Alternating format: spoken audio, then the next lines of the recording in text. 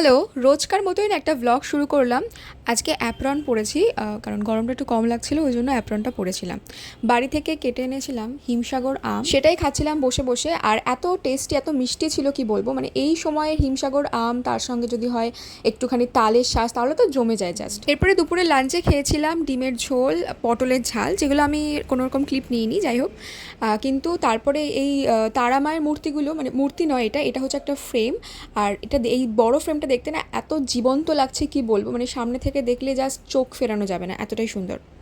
এরপরে কাজকর্ম করতে করতে বিকাল হয়ে গেছিলো, আর বিকালের চাটাও চলে এসেছিলো আমাদের হসপিটাল থেকে। ম্যান্ডেটরি একটা বিকালের চা দেয়, তো সেটাই খাচ্ছিলাম। তারপরে ছুটি হয়ে বাড়ি যাওয়ার সময় এই যে বনগা লোকালের অবস্থা, তো স্টেশন চত্বর তো পুরো একদম লোকজনে কিচকিচ করছে, এরকমই হয় রেগুলার রেগুলার, এতটাই ভিড় ঠেলে আমাদেরকে আসতে হয়। আর বনগা লোকালের, স্পেসিফিক্যালি বনগা লোকালের অবস্থা। তারপরে বাড়ি এসে একটা দারুণ স্যান্ডউইচ খেয়েছিলাম, যেটা খেয়ে পেটটা ফুল হয়ে গেছিলো। দেখা হয় পরবর্তী ভিডিওতে।